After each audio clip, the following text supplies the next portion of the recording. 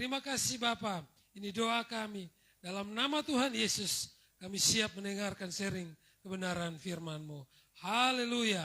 Amin. Puji Tuhan. Salam. Sekali lagi salam.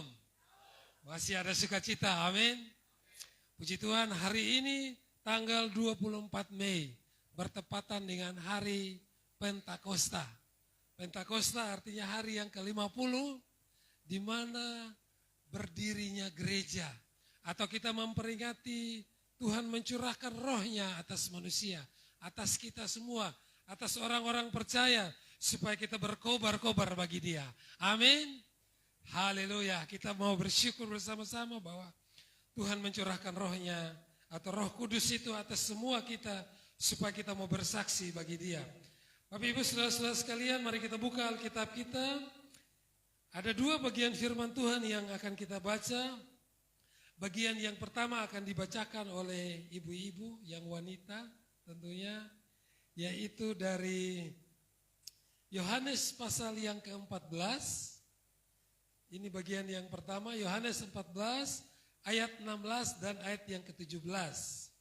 Yang pria, yang bapak-bapak atau semua yang laki-laki, kita siapkan Efesus pasal yang pertama, ayat yang ketiga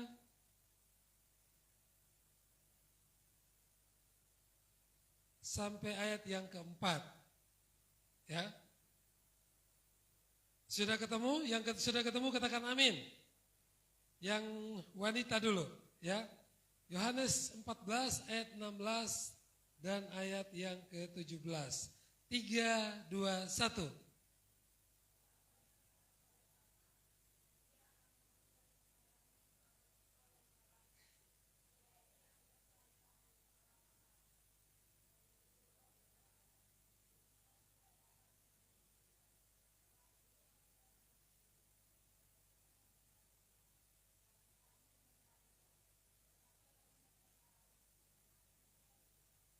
Yang laki-laki maaf ayat 13 dan ayat 14 dari Efesus pasal yang pertama.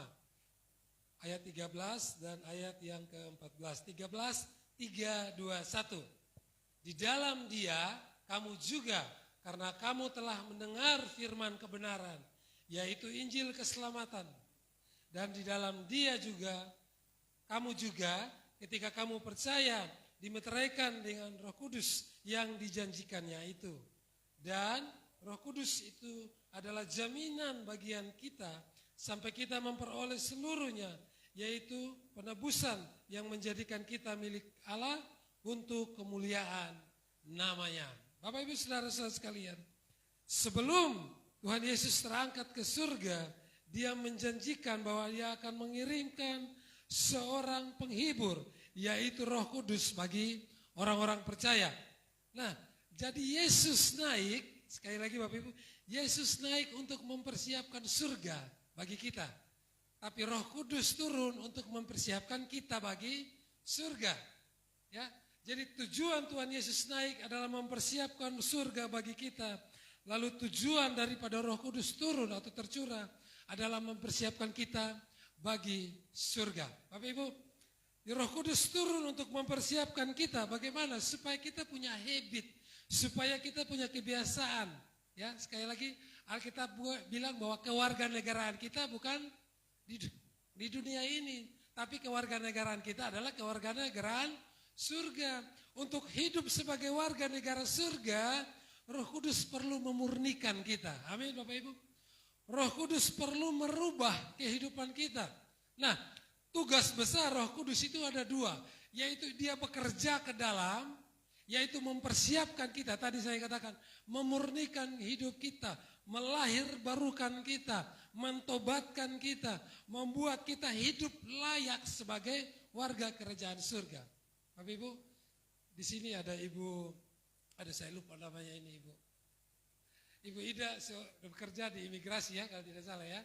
Nah, Bapak Ibu untuk masuk, untuk tinggal di sebuah negara tentunya, Bapak Ibu harus belajar tentang kebiasaan-kebiasaan di negara itu, iya kan? Yang paling susah itu saya dengar kalau kita mau apply visa ke Amerika katanya. Wah itu sulit sekali ya. Kesaksian dari beberapa pendeta kalau mau ke Amerika tuh, Sulit sekali untuk dapat visanya. Ya, Bapak Ibu, kalau Bapak Ibu bisa lihat ada pemain-pemain bola yang naturalisasi, ya, untuk tinggal di Indonesia, mereka harus bisa hafal Pancasila, ya Ibu ya, bisa menyanyi lagu Indonesia Raya, apalagi, ya, hormat bendera, pokoknya harus belajar kebiasaan-kebiasaan yang dilakukan di negara kita, Bapak Ibu. Untuk tinggal di surga, lalu Bapak Ibu tidak bisa menyanyi, tidak bisa berdoa, menyembah tidak bisa, loh, lalu di sana Bapak Ibu ngapain? Pertanyaan saya, Bapak Ibu. Roh Kudus mempersiapkan kita, amin. Roh Kudus menyiapkan kita supaya kita layak untuk tinggal di surga. Maka kita bersyukur sekali. Kita sebagai orang percaya, sebagai orang Kristen, kita punya penolong yang setia, kita punya seorang penghibur yang baik yang memampukan kita supaya kita bisa tinggal dalam kerajaan surga. Tugas yang kedua, kalau tadi tugas ke dalam sebagai kita, untuk kita sebagai orang percaya, Roh Kudus juga punya tugas, yaitu membuat kita punya kuasa, Bapak Ibu. Kita punya kuasa untuk pergi, kita punya kuasa untuk bersaksi, kita punya kuasa untuk melayani, kita diberi karunia-karunia untuk melayani Tuhan. Jadi selain ke dalam juga keluar, Bapak Ibu. Kita diberi keberanian, kita diberi hak untuk kita boleh bersaksi bagi kemuliaan namanya. Itu tugas Roh Kudus yang kedua. Jadi tugasnya ke dalam, lalu kita diutus keluar untuk bersaksi bagi kemuliaan, bagi nama Tuhan. Bapak Ibu saudara-saudara sekalian, kita hari-hari ini tinggal di dunia yang penuh dengan kegelapan, Bapak Ibu. Eropa yang dulu terkenal, kita dengar firman Tuhan, gereja-gereja besar di Eropa, hamba-hamba Tuhan yang luar biasa, kesaksian-kesaksian yang luar biasa. Hari-hari ini Tuhan, hari-hari ini kita tahu bahwa Eropa itu sudah penuh dengan ateisme, liberalisme sudah menguasai Eropa. Ya, pernikahan sejenis, ajaran-ajaran sesat, itu semua kita lihat ada di Eropa, Bapak Ibu. Dunia sedang menuju kepada kegelapan. Tapi kita bersyukur kalau hari ini kita punya Roh Kudus. Amin, Bapak Ibu. Memang gereja-gereja yang lain, Bapak Ibu, saya nggak mau sebutkan nama gerejanya karena ini online. Ya, ada gereja-gereja yang lain, ajaran mereka hanya sebatas pengorbanan dan penebusan Tuhan Yesus. Sudah, selesai. Tapi kita orang karismatik, ya, terlebih kita GBI tentunya, kita selangkah ke depan karena kita percaya ada karya Roh Kudus. Amin. Sampai hari ini Roh Kudus masih bekerja. Sampai hari ini kita masih merasakan yang namanya manifestasi Roh Kudus. Ada gereja-gereja tertentu sudah tidak lagi mengejarkan tentang Roh Kudus. Buat mereka Roh Kudus itu sudah selesai pada saat pencurahan Roh Kudus. Berarti sudah selesai. Tidak ada lagi hari-hari ini. Tapi kita percaya Roh Kudus masih bekerja. Amin. Nah, kita akan lihat bagaimana Roh Kudus itu bekerja atau berkarya di dalam kehidupan kita hari-hari ini. Bapak Ibu, Roh Kudus adalah jaminan yang mutlak untuk keselamatan dan janji Allah bagi orang percaya. Ia hadir sebagai materai. Saya ingat dulu waktu kami mau mengajukan pinjaman ke bank untuk usaha, Bapak Ibu. Ya, jadi biar pendeta juga punya utang, Bapak Ibu. Haleluya. Bersyukur Bapak Ibu kalau Bapak Ibu gak punya utang. Tapi waktu itu kami karena mau mulai usaha, tentunya butuh modal. Ya, kebetulan sekali orang tua saya punya sertifikat tanah. Haleluya. Ya, jadi tanah ini saya minta, boleh gak Pak?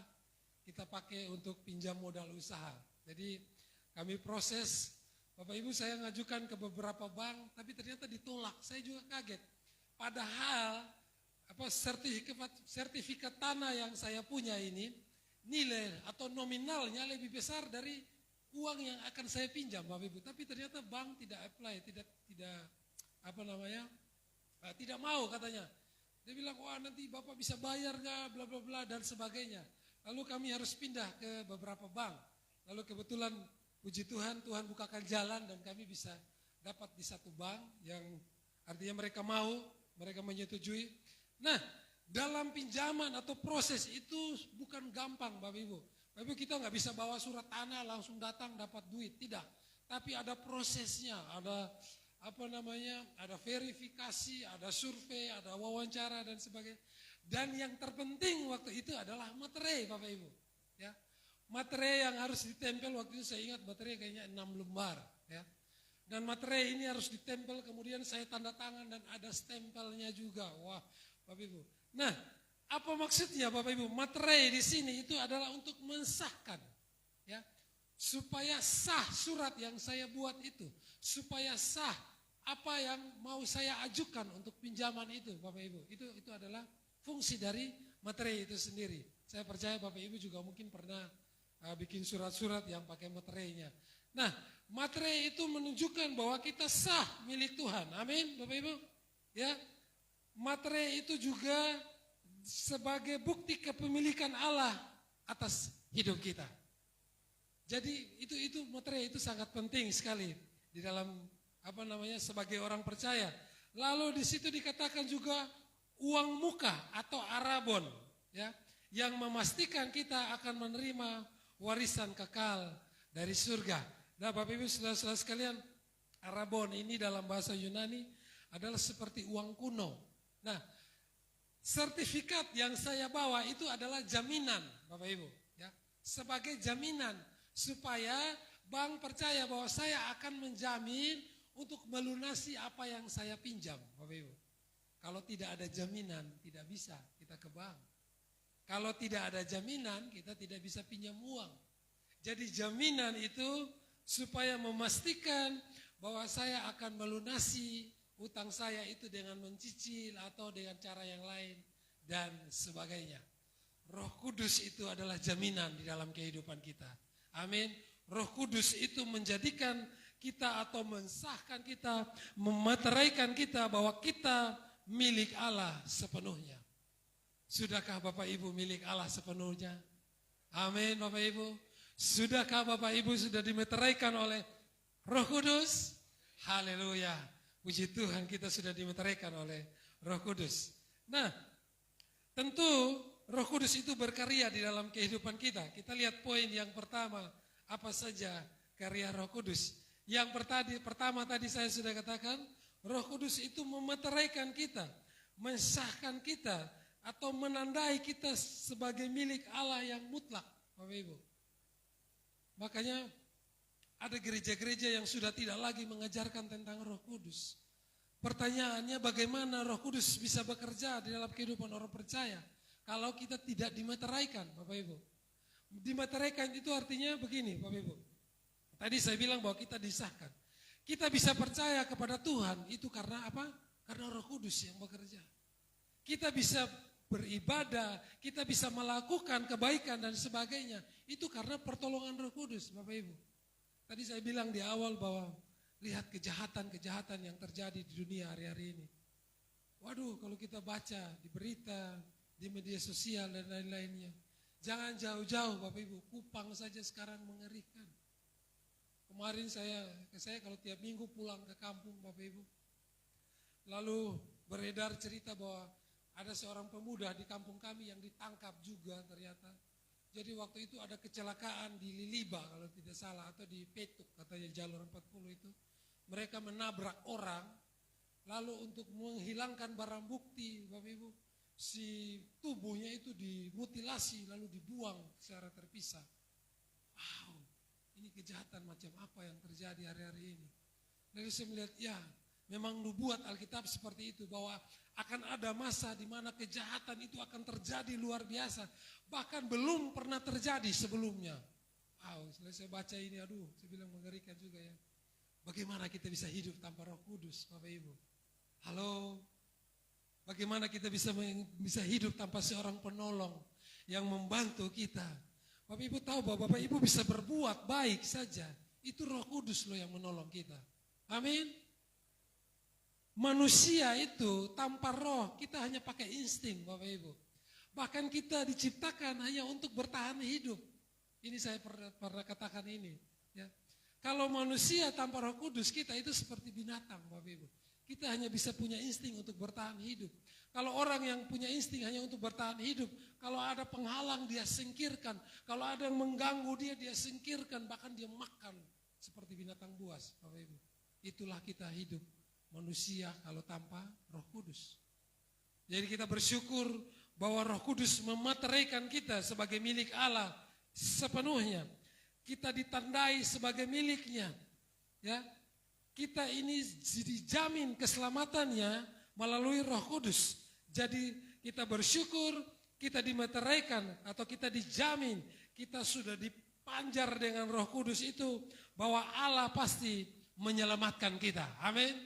Allah pasti membawa kita ke surga karena kita adalah hak miliknya. Bapak Ibu, bersyukur loh. Kalau kita dimeteraikan, kalau kita dijamin, kita adalah ahli waris, Bapak Ibu. Siapa yang gak bangga jadi ahli waris?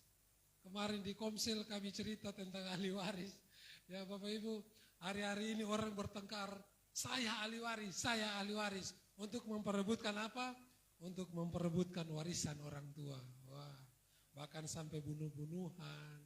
Sampai di berita itu ada anak yang memenjarakan orang tuanya, memenjarakan saudaranya. Karena apa? Berebut ahli waris. Tapi kita bangga, kita bersuka cita karena kita ini adalah ahli warisnya Tuhan. Amin. Milik kita adalah surga. Wow, itu hal yang luar biasa yang terjadi di dalam kehidupan kita. Jadi karya yang pertama yang dilakukan oleh Roh Kudus adalah memeteraikan kita. Ya, jadi kalau tadi kita ditandai sebagai hak miliknya, kita dijamin keselamatannya, lalu Roh Kudus itu atau meterai itu adalah menandai keaslian iman kita. Meterai ini membuktikan bahwa hati seseorang telah diubahkan oleh Roh Kudus sehingga mereka sungguh-sungguh menjadi anak Tuhan. Kita mungkin gak lihat Roh Kudus. Saya juga waktu bertobat, saya rindu mengalami yang namanya kepenuhan Roh Kudus, Bapak Ibu. Ya, hari ini mungkin saya tidak akan berbicara tentang bagaimana manifestasi Roh Kudus dalam orang percaya. Memang Bapak Ibu, ini perlu sebuah kelas khusus untuk kita belajar tentang doktrin Roh Kudus ini. Bagaimana manifestasinya di dalam kehidupan orang percaya. Kalau di GBI itu diajarkan, mungkin ada bahasa roh dan sebagainya, ada bahasa lidah. Itu adalah berbagai manifestasi yang terjadi kalau kita dipenuhi oleh Roh Kudus. Kalau kita dimeteraikan oleh Roh Kudus. Saya cerita waktu pertama kali saya bertobat, ya, lalu saya punya karunia, ya, seperti karunia pewahyuan, Bapak Ibu. Jadi waktu itu saya pernah cerita, kalau saya berdoa, saya bisa tahu apa yang terjadi kepada seseorang.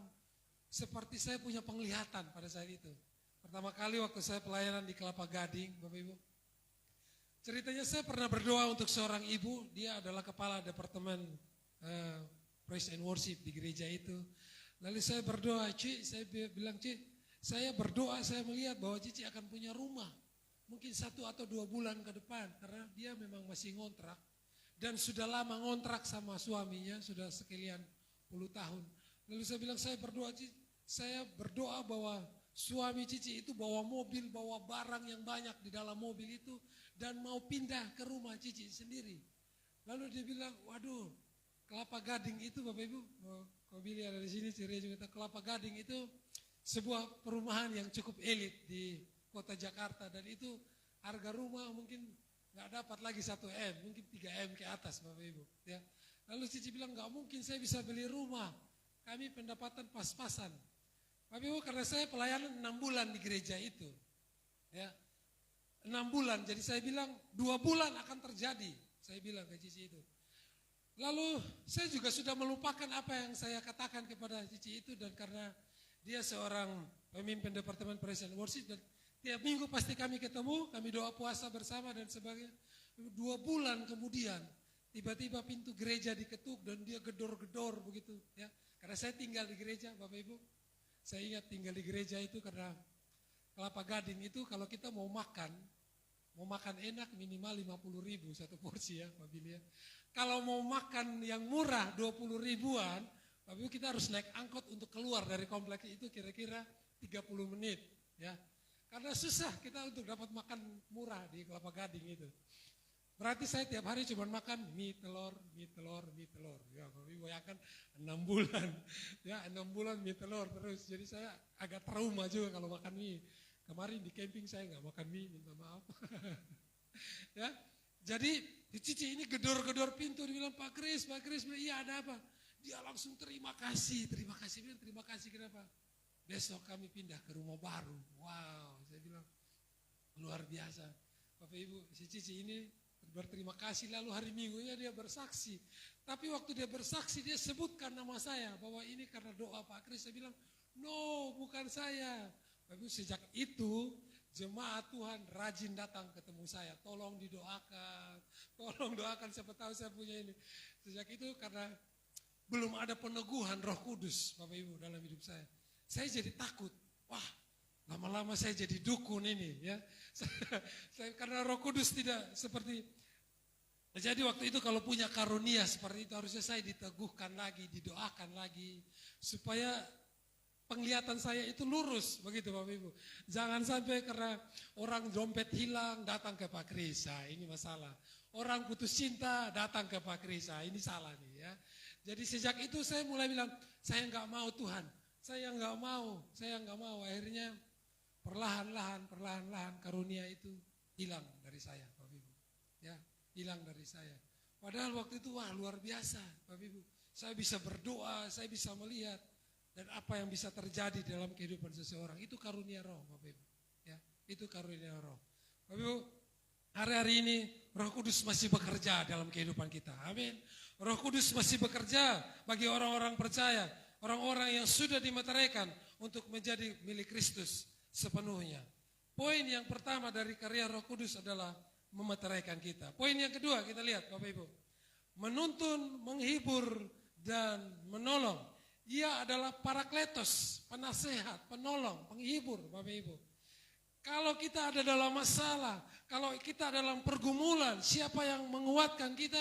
Roh Kudus. Orang mungkin punya badan yang sehat, berotot, kuat, kaya, terkenal, dan sebagainya. Tapi apa yang terjadi ketika mereka punya masalah?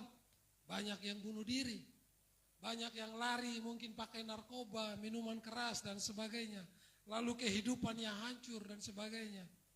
Saya pernah cerita kepada Bapak Ibu, ada seorang kaya yang datang ke pendeta, lalu dia curhat ke pendeta, Pak, tolong saya, tolong apa lagi, kan kamu sudah punya pabrik, punya mobil mewah, punya ini, punya itu dan sebagainya, punya rumah yang besar. Lalu orang kaya ini cerita, iya Pak, saya nggak bisa tidur. Kenapa? Saya khawatir pabrik saya kebakar. Saya takut ya, anak-anak saya kecelakaan. Saya tidak bisa tidur karena saya takut juga mobil saya dicuri orang. Atau tabungan saya tiba-tiba banknya bangkrut. Kan sekarang yang terjadi seperti itu kan Bapak Ibu. Ada orang punya tabungan miliaran tiba-tiba hilang. Tiba-tiba lenyap. Gak bisa tidur. Stres. Lalu setelah stres apa? Stroke. Nah, sudah stroke, terakhirnya stop jantungnya, lalu meninggal dunia. Bapak Ibu, itu yang terjadi kalau kita tidak punya seorang penolong.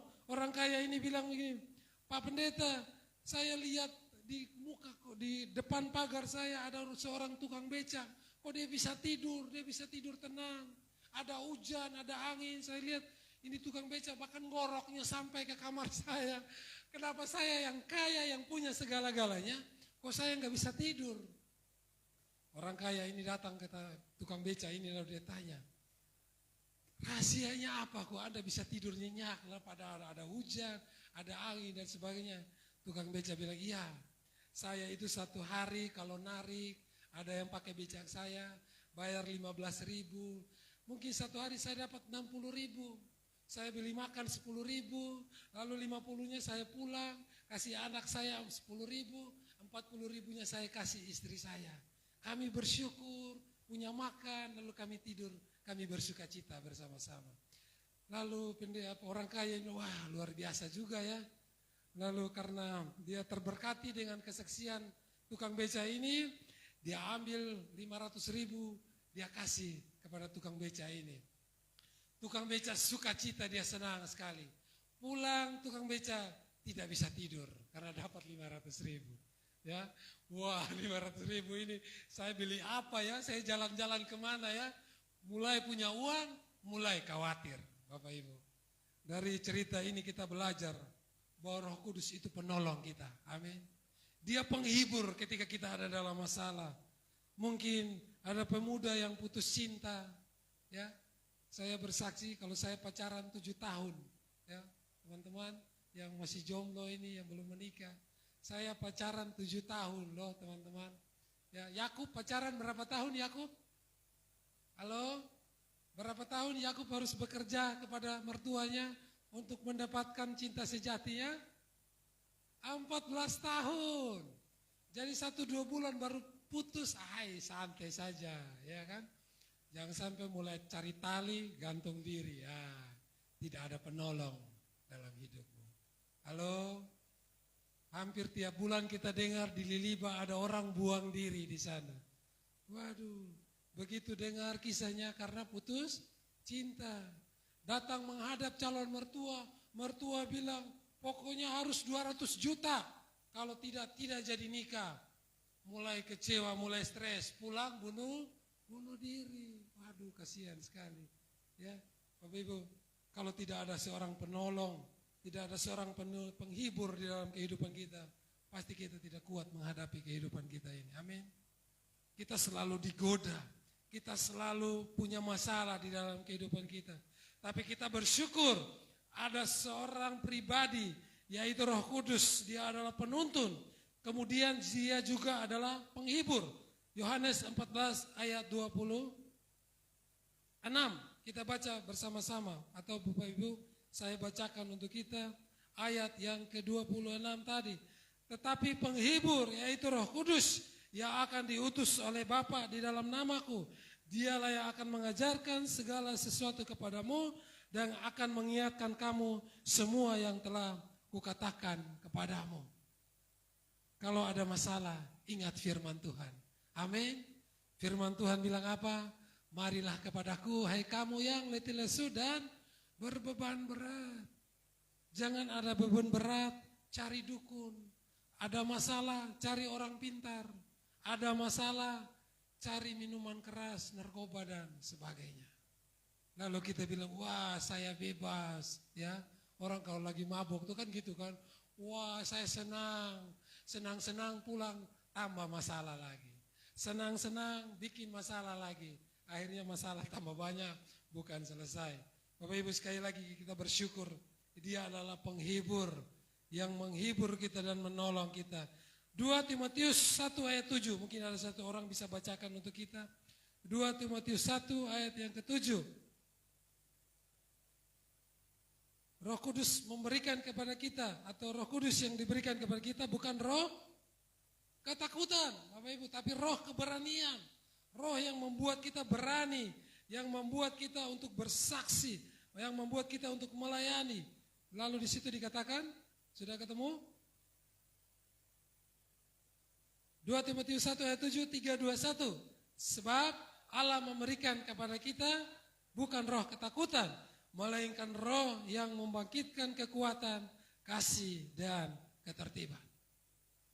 Bapak Ibu sekali lagi saya katakan bahwa dia adalah roh yang luar biasa yang diberikan kepada kita supaya kita bukan lagi takut. Tapi kita punya keberanian untuk melangkah dalam kehidupan kita.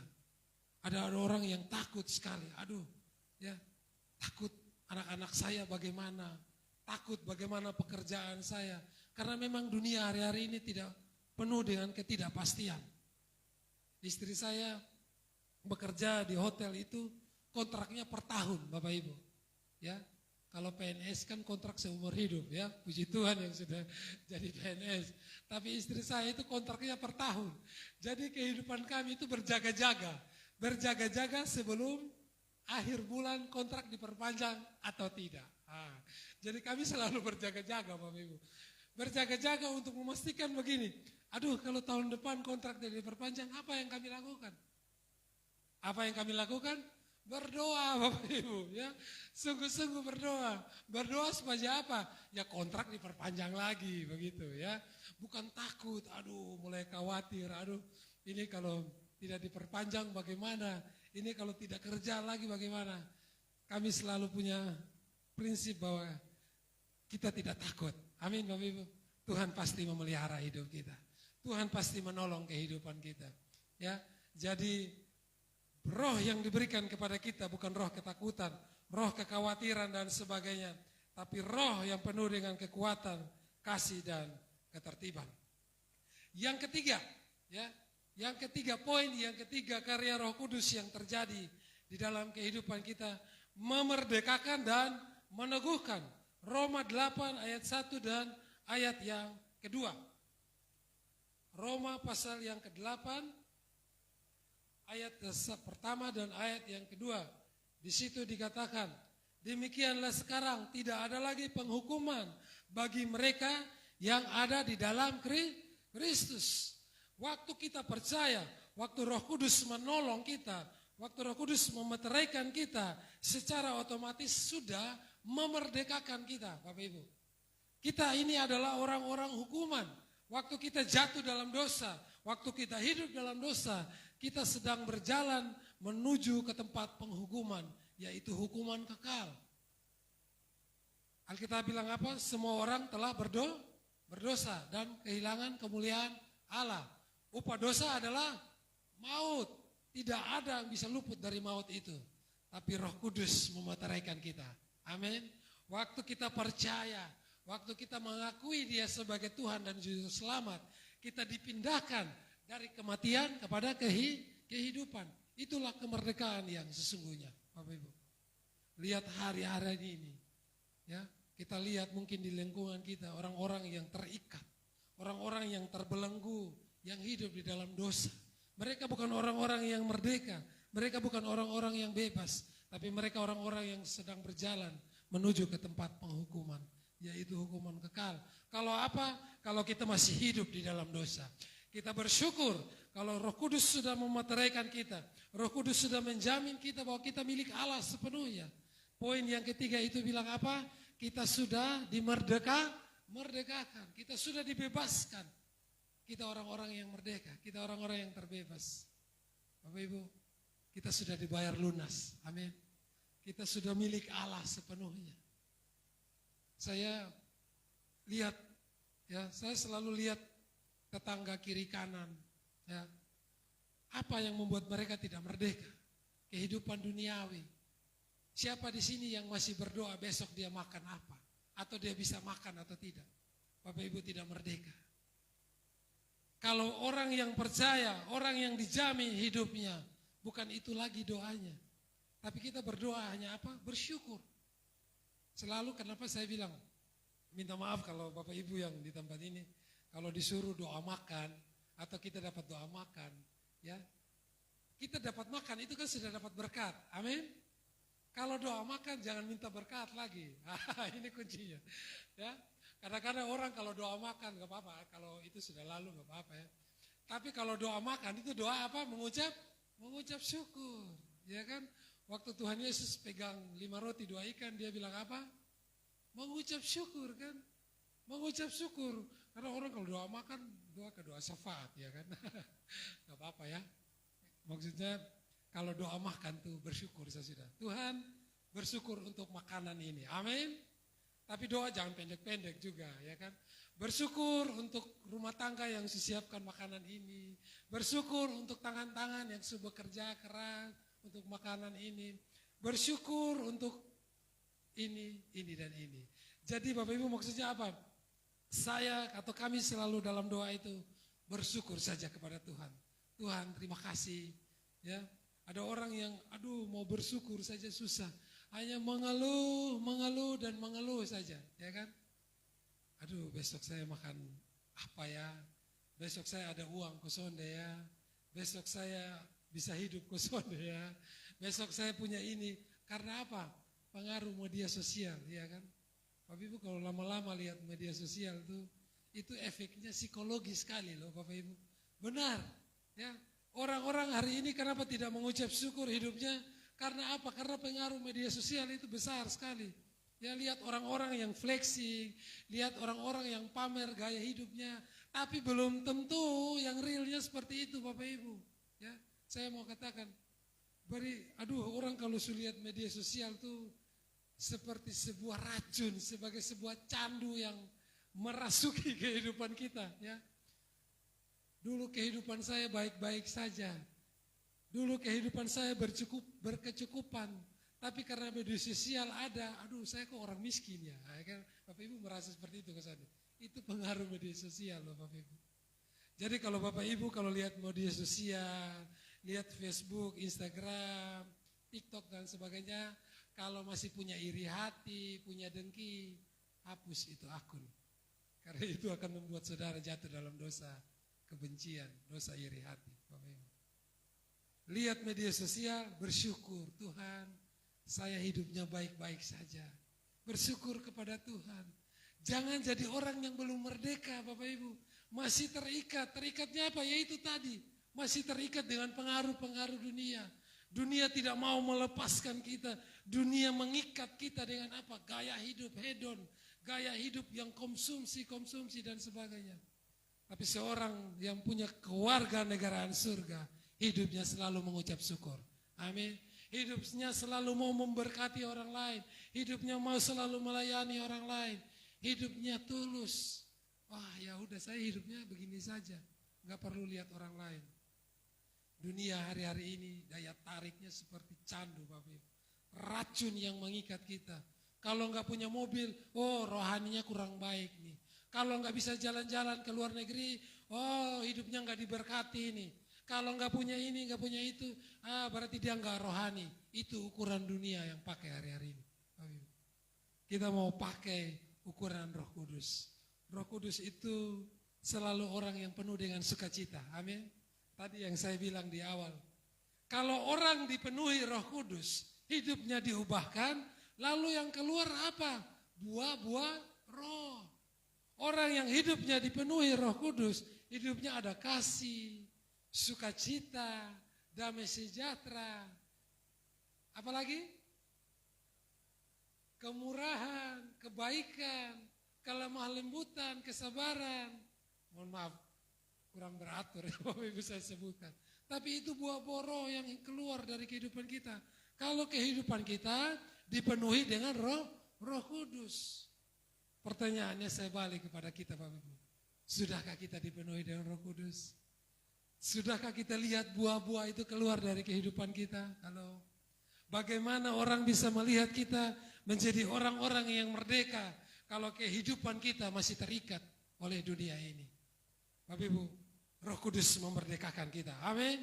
Roh Kudus membuat kita bebas sebagai orang-orang yang percaya, memampukan seseorang untuk menerima Yesus sebagai Tuhan dan Juru Selamat. Poin yang kedua dari yang ketiga terakhir ini, 1 Korintus 12 ayat yang ketiga. 1 Korintus 12 ayat yang ketiga. Di situ dikatakan firman Tuhan, karena itu aku mau meyakinkan kamu bahwa tidak ada seorang pun yang berkata-kata oleh Roh Allah dapat berkata, terkutuklah Yesus, dan tidak ada seorang pun yang dapat mengaku Yesus adalah Tuhan selain Roh Kudus itu sendiri. Jadi orang bisa percaya itu karena apa? Roh Kudus, Bapak Ibu. Saya ingat waktu itu, ini kesaksian saja ya. Ada keluarga Bapak Dance di tempat ini. Waktu itu Bapak Dance meminta tolong kepada saya untuk mendoakan saudaranya yang sakit. Karena memang waktu itu kami tetangga juga Bapak Ibu. Saya juga sudah lihat Bapak Dance, saudara Bapak Dance ini memang sakit Bapak Ibu. Jadi tiap hari memang saya lewat ke rumahnya. Tapi keberanian untuk mendoakan dia itu enggak ada. Maksudnya memang terlintas karena kami kenal juga. Karena kami tetangga.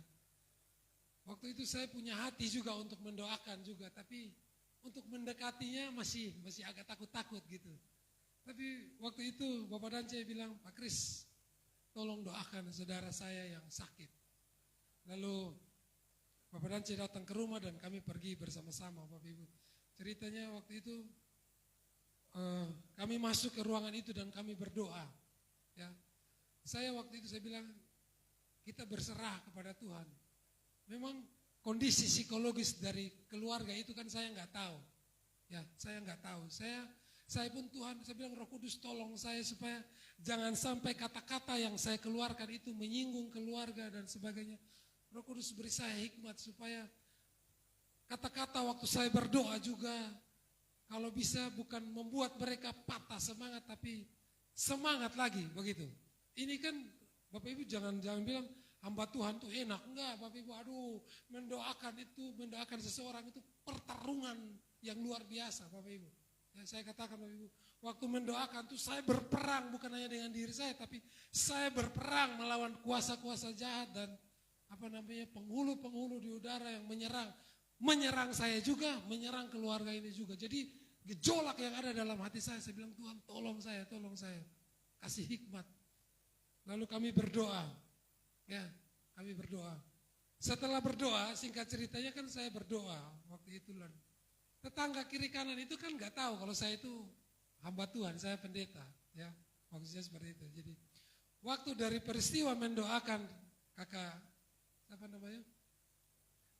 Fari itu, dari peristiwa itu tetangga kiri kanan mulai tahu, oh Pak Kris ini hamba Tuhan, Pak Kris ini seorang pendoa, seorang pelayan Tuhan. Ya jadi mereka mulai ada desas-desus, Bapak Ibu.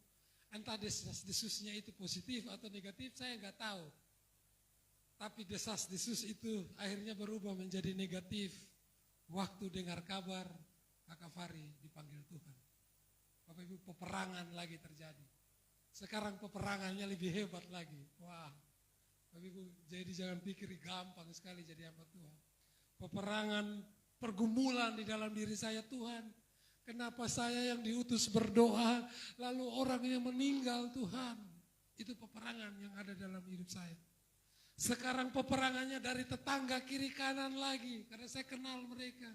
Yang waktu itu doakan siapa? Pak Kris yang doakan. Dan dia meninggal. Wah. Bapak, ini pergumulan yang luar biasa. Tapi puji Tuhannya waktu itu perjalanan dari Bandung, pulang dari Bandung, saya satu pesawat dengan adik dari Bapak Dance dan dia cerita. Dia cerita semua bagaimana proses penyembuhan yang dicoba dilakukan oleh keluarga dan juga Kak Fari sendiri. Saya melihat prosesnya. Lalu saya hanya bisa menguatkan dia, saya bilang, karena waktu itu dekat dan saya mulai dekati secara personal kepada adik itu, saya bilang, kita hanya bisa berharap kepada Tuhan. Hanya Tuhan yang bisa menyembuhkan dia. Hanya Tuhan yang punya kuasa. Karena Kak Fari ini juga aktivis gereja, Bapak Ibu. Dan dia bukan orang yang tidak dikenal. Wah, orang terkenal sekali. Ya, dia salonnya itu waktu meninggal tuh teman-teman yang bahkan sudah jadi pejabat saja datang, Bapak Ibu. Karena jasanya orangnya luar biasa, rendah hati dan baik. Tapi kenapa Tuhan tidak menolong dia? Ini pergumulan yang sangat berat. Dari sini waktu saya personal dekati keluarga, puji Tuhan mereka terima. Bahkan Pak Danca yang saya tahu bahwa dia terpukul sekali. Dia kecewa sekali. Saya tahu dia kecewa juga awal-awalnya. Tapi akhir-akhirnya dia terima bahwa semua ini adalah karya daripada Tuhan itu sendiri. Dan keluarga menerima. Waktu saya tahu keluarga menerima Tuhan, pergumulan yang pokoknya peperangan yang terjadi dalam secara pribadi itu bisa berkurang dan akhirnya berakhir juga. Saya bisa ketemu mereka, saya bisa salaman dengan mereka. Bahkan terakhir saya lihat Oma sudah keluar dari pintu di halaman dan sudah senyum. Wah, saya bilang Tuhan luar biasa. Tuhan menghibur dan menguatkan mereka. Itu karena siapa? Karena Roh Kudus yang luar biasa itu. Kalau kita tidak punya penolong, kita tidak punya seorang penghibur, banyak yang patah hati, banyak yang kecewa, bahkan banyak yang mengakhiri hidupnya karena tidak ada Roh Kudus dalam kehidupan mereka. Amin, Bapak Ibu. Jadi kita bersyukur, kita punya Roh yang selalu menolong kita, menghibur, memerdekakan kita, bahkan juga meneguhkan kita sebagai orang percaya. Kalau kita bisa mengaku dia adalah Tuhan, dia adalah Allah, semuanya karena karya Roh Kudus itu sendiri. Coba kalau waktu itu Pak Fari sembuh, saya pasti sombong, Bapak Ibu. Serius, saya pasti sombong. Bahkan saya mungkin buka dada di situ supaya tetangga-tetangga akui saya pendeta, saya hamba Tuhan. Tapi peristiwa itu membuat saya lebih rendah hati lagi. Saya lebih menunduk lagi Bapak Ibu. Bahkan saya bilang saya ini bukan siapa-siapa. Saya lebih merendah lagi. Karena apa? Roh Kudus. Waktu saudara mulai, oh saya. Saudara sedang mendukakan Roh Kudus. Saudara sedang mengecewakan dia. Kalau saudara punya Roh Kudus dalam kehidupan saudara, buah-buah roh itu mulai nampak. Kasih, sukacita, kemurahan, kebaikan itu terpancar. Lalu orang lain melihat, wow, luar biasa. Jadi mudah-mudahan teman-teman gak kapok undang saya untuk berdoa untuk orang sakit ya Bapak Ibu. Percaya karya Roh Kudus, amin. Mari kita buka hati kita, kita undang dia dalam kehidupan kita. Dia penolong, dia penghibur, dia penuntun dalam kehidupan kita. Mungkin orang lain tidak butuh Roh Kudus, tapi kita sebagai orang percaya kita butuh dia. Karena apa? Dia adalah bagian dari janji Tuhan itu sendiri. Jangan pegang hanya janji berkat, jangan hanya janji diberkati keuangannya, diberkati pekerjaannya, diberkati keluarganya. Lalu sisanya apa? Semua itu sia-sia kata Alkitab. Amin. Salomo punya semuanya, apa yang dia nggak punya? Tapi pada akhirnya dia berkata bahwa semuanya sia-sia. Kalau Roh Kudus ada dalam kehidupan kita, kita menjadi ahli warisnya. Kita menjadi warga kerajaan surga. Itu hal yang luar biasa. Amin Bapak Ibu. Saya undang pemain musik ke depan. Mari kita mau mengakhiri firman Tuhan pada pagi siang hari ini. Kita mau sama-sama buka hati kita mau undang Roh Kudus. Kita tahu bahwa kehidupan kita tidak ada apa-apanya tanpa seorang penolong. Waktu kita ada dalam masalah, pergumulan, persoalan, dia penghibur yang setia yang selalu menolong kita. Yang selalu memberikan kekuatan, keberanian kepada kita untuk kita melangkah dengan pasti. Kita percaya masa depan pasti ada, amin. Karena Roh Kudus yang menolong kita dan memampukan kita. Kita mau undang dia ada dalam kehidupan kita. Karena dia satu-satunya pribadi yang mampu menolong kita, memampukan kita. Terima kasih Tuhan. Terima kasih Allah yang baik. Mari secara pribadi kita mengambil saat teduh 1 menit. Kita merenungkan firman Tuhan pada siang hari ini. Secara pribadi Bapak Ibu, kita berdoa kepada Tuhan. Sudahkah Roh Kudus ada di dalam kehidupan kita? Terima kasih Tuhan, terima kasih. Kalau saya bisa percaya kepada Tuhan, itu karena Roh Kudus. Kalau saya bisa hadir di ruangan ini, saya bisa menyembah dia, saya bisa memuji dia, itu karena Roh Kudus yang ada dalam kehidupan saya. Terima kasih Bapak.